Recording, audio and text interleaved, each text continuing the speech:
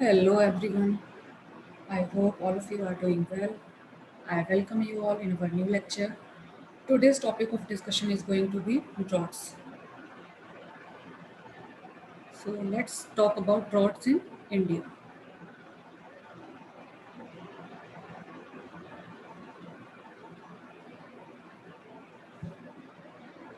First of all, I will discuss the definition of drought.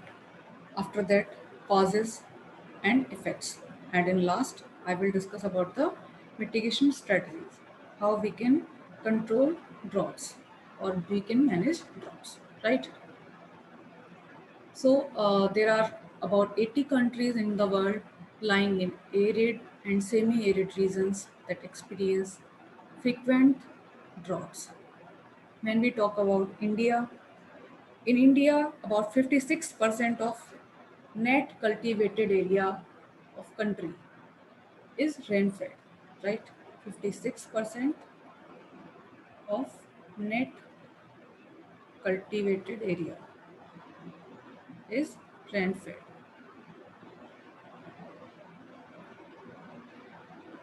and it accounts for 44% of food production.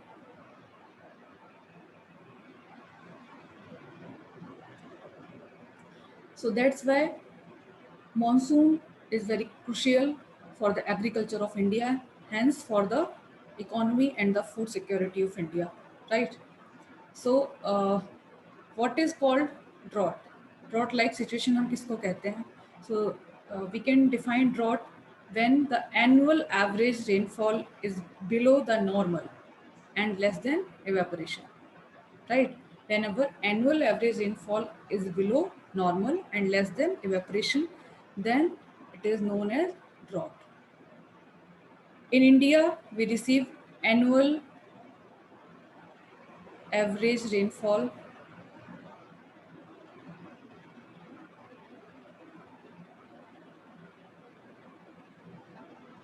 of about 1160 millimeter, and 80% of, or more than 80% of this we receive in southwest monsoon,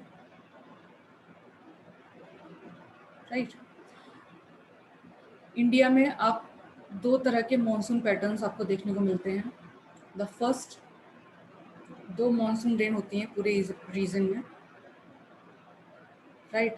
जो northern India है, northern part of India, it receives south west monsoon, ठीक है, इसको south west monsoon कहते हैं.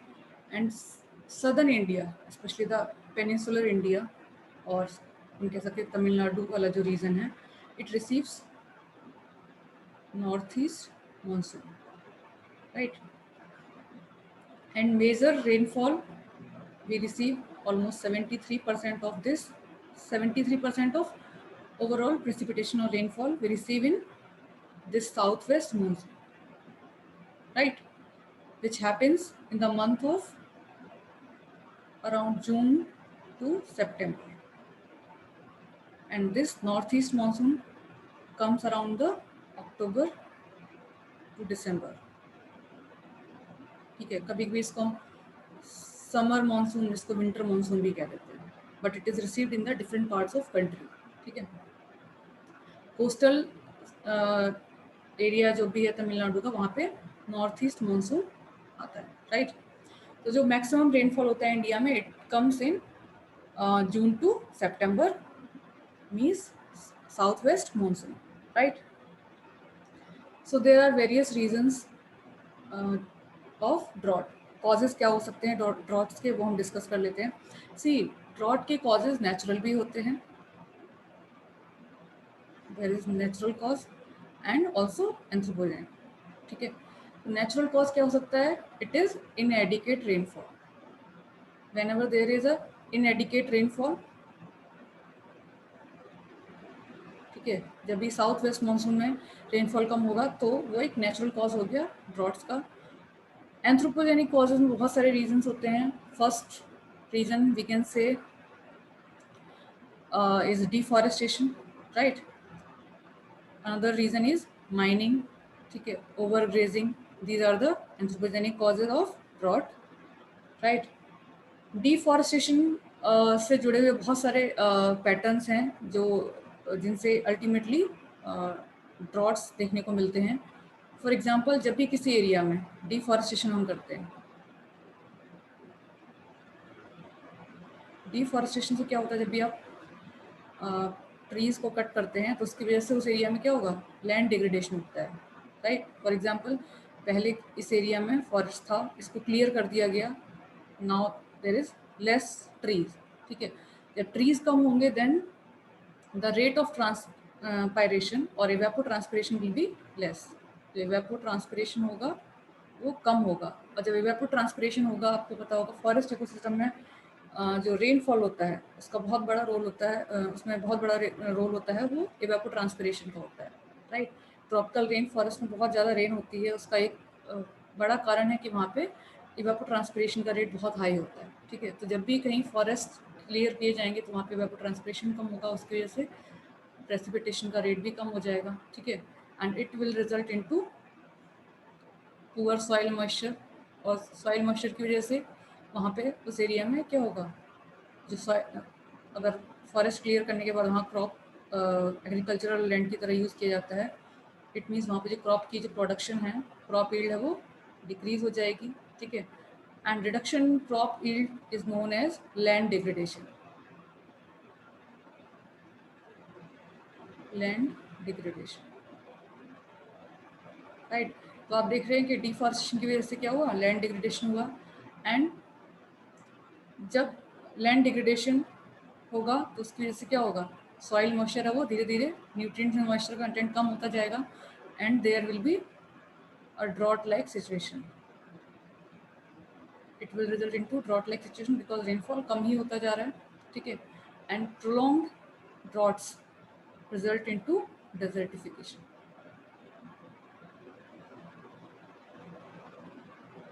So there are series of events which results into desertification and drought, ठीक है.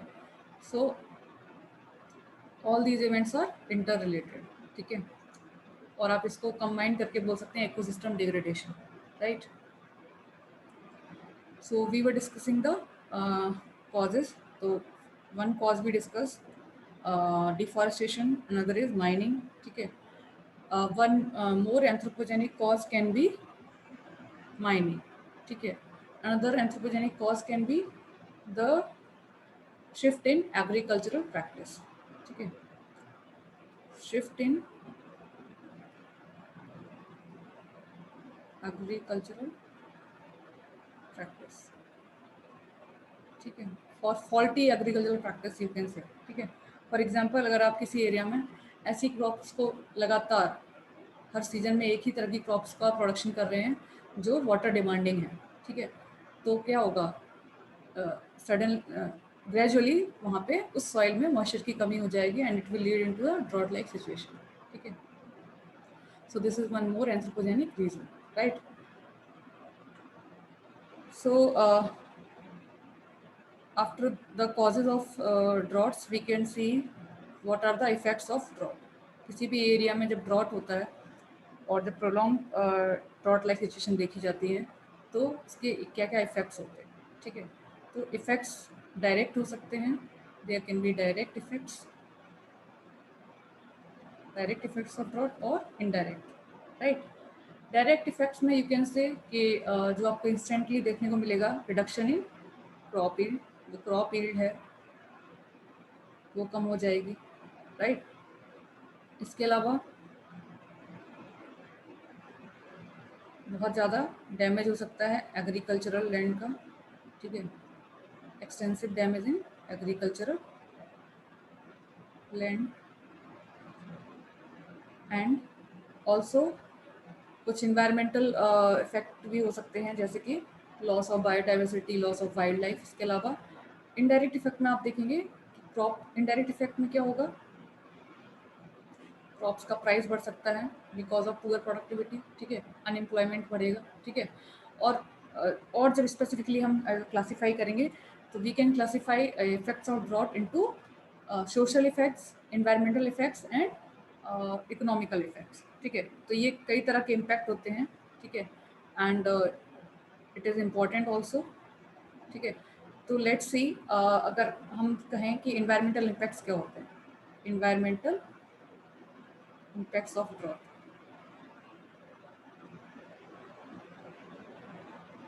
तो इन्वायरमेंट इम्पैक्ट में आप क्या कहेंगे, लाइक लॉस ऑफ बायोडाइवर्सिटी, ठीक है। इसके अलावा erosion of soil, erosion of soil and loss of biodiversity. What is erosion of soil? Removal of top layer of soil, जो फर्टाइल सॉइल लेयर होती है उसका रिमूवल, उसको कहते हैं soil erosion, right. And biodiversity losses के अलावा there can be increase in plant diseases, right, plant diseases and also soil erosion. So all these are environmental impacts. इसके अलावा there can be social impacts. Social impacts में क्या होगा, इसके पहले देख लेते हैं economical impacts. Economical impacts you know, जब भी क्रॉप यील्ड में रिडक्शन होगा then it will lead to the increase in price, ठीक है, increase in price of the crop, ठीक है, and reduction of agricultural productivity will also lead to food insecurity. Food security is also important for the nation, right? And this economical impact will lead to the social impacts, ठीक है। social impacts में क्या क्या हो सकता है, migration होगा, ठीक है, because of decreased crop yield there will be unemployment, and because of unemployment there will be migration to the safer areas and urban areas जहाँ पे employment हो, right? And after that, few more situations like so many social disparities. Social disparities will be there, like poverty, unemployment, and social unrest. Okay. So these are various kind of impacts of droughts on environment, society, and economy. Okay. Now let's see what can be the remedial measures, okay, or mitigation strategies to cope up with the drought, right? First of all, indigenous knowledge should be used to control desertification and drought, ठीक है, because her area में जो soil की quality है और जो water resources की availability है एंड द क्लाइमेट उस एरिया का डिफरेंट होगा, so indigenous knowledge should be use, right. Another strategy can be the crops should be selected wisely, जो भी क्रॉप पैटर्न है वो क्रॉप पैटर्न बहुत ज़्यादा इंपॉर्टेंट होता है कि आप कौन सी क्रॉप सेलेक्ट कर रहे हैं। Means mix cropping will help, ठीक है।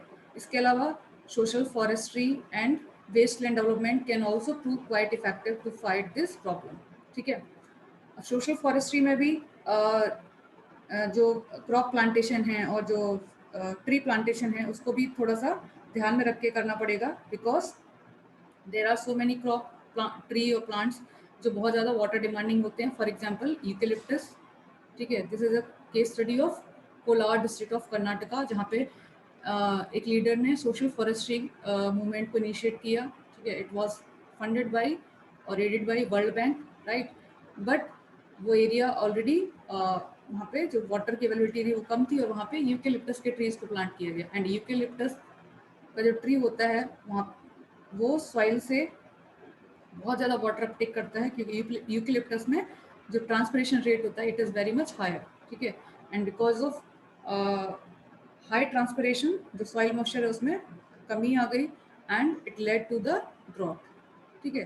तो सोशल फॉरेस्ट्री में भी जो ट्री है, ट्री प्लांटेशन जहाँ करना है तो वहाँ पे जो ट्री है या फिर क्रॉप प्लांटेशन करना है तो बड़ा वाइजली चूज करके करना है, ये कौन सी ट्री प्लांट करना है, कौन सी क्रॉप्स को वहाँ यूज़ करना है, ठीक है, जहाँ पे जिससे कि जो वाटर स्ट्रेस है वो कम रहे, ठीक है।